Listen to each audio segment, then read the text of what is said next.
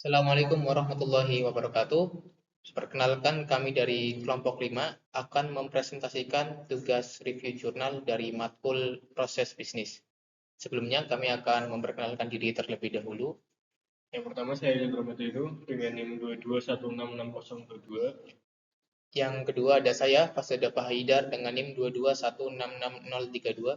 Dan saya Berano Putra dengan NIM 22036. Ya, untuk review jurnal sendiri, di dalamnya yang pertama ada judul. Judulnya Arsitektur Bisnis Pemodelan Bisnis dengan Objek Oriented. Untuk penulisnya sendiri ada Roni Yunis, Kridianto Surendro, Christian Talaumbanua. Reviewer Ilhan Ramadhanu, Fazada Fahidar, Berliano Aldi Putra, dilakukan pada tanggal 19 Mei 2024. Tujuan penelitian menjelaskan bagaimana cara mengidentifikasi dan memodelkan proses bisnis dalam organisasi dengan pendekatan object oriented menggunakan UML dan penerapannya dalam studi kasus perguruan tinggi. Subjek penelitian, organisasi khususnya perguruan tinggi yang membutuhkan sistem informasi terintegrasi. Untuk metode penelitiannya sendiri, studi kasus dan penerapan metodologi RUP menggunakan UML untuk pemodelan proses bisnis. Definisi operasional variabel, pemodelan proses bisnis yang efektif dan efisien untuk menghasilkan sistem informasi enterprise yang terintegrasi. Yang berikutnya adalah cara dan alat ukur variabel dependen, yaitu evaluasi model proses bisnis menggunakan UML dan validasi model terhadap kebutuhan sistem informasi perguruan tinggi. Selanjutnya ada definisi operasional independen. Pendekatan objek oriented dalam pemodelan proses bisnis menggunakan UML dan metodologi RUP. Langkah penelitian. Yang pertama, tinjauan literatur tentang arsitektur bisnis dan pemodelan proses bisnis. Yang kedua, pembahasan metodologi RUP dan penerapan UML dalam pemodelan bisnis. Selanjutnya, implementasi studi kasus pemodelan bisnis perguruan tinggi. Lalu ada evaluasi hasil pemodelan dan kesimpulan. Hasil penelitian, UML dan metodologi RUP efektif dalam pemodelan proses bisnis untuk pengembangan sistem informasi enterprise. Studi kasus menunjukkan penerapan praktis dalam konteks perguruan tinggi. Kekuatan penelitian. Yang pertama, penggunaan metodologi yang jelas dan terstruktur. Lalu ada penerapan UML yang detail. Selanjutnya, studi kasus yang relevan dan aplikatif. Kelemahan penelitian. Yang pertama, tidak disebutkan data empiris atau hasil pengukuran kuantitatif. Selanjutnya, tidak ada perbandingan dengan metode pemodelan lain.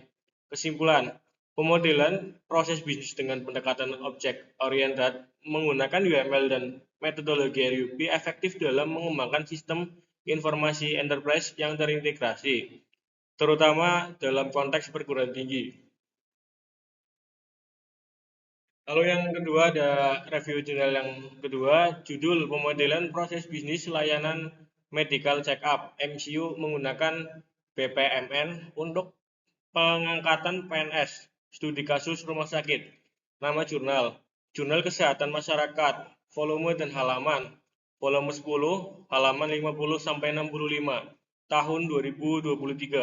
Penulis Roni Yunis, Kristianto Surendro, Christian Telambanua, reviewer Ilhan Ramadhanu, Fazada Fahidar, Berliano Aldi Putra, tanggal 19 Mei 2024.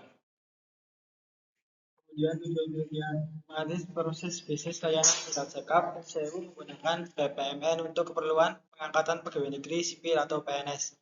Subjek dari penelitian, proses bisnis pelayanan medical check-up atau MCU di Rumah Sakit XYZ.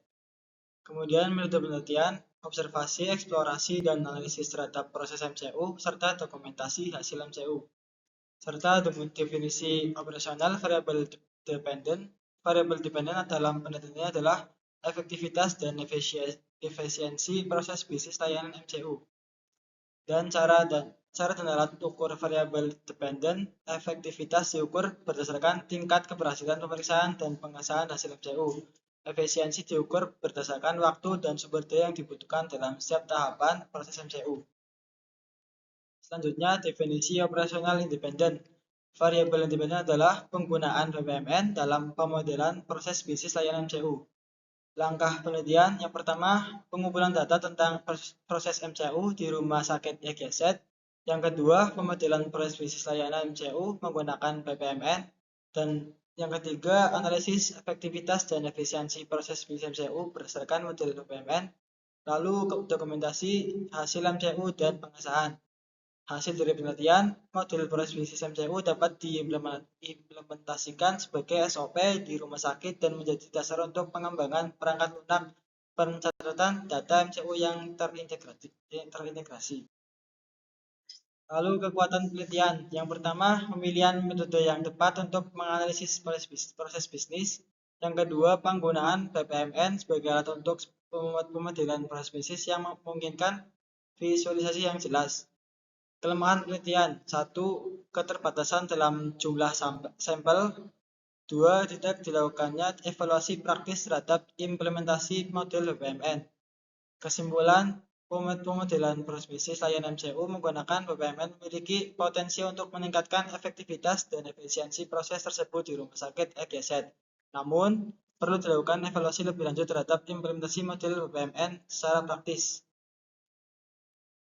Baik, demikian presentasi dari kelompok kami.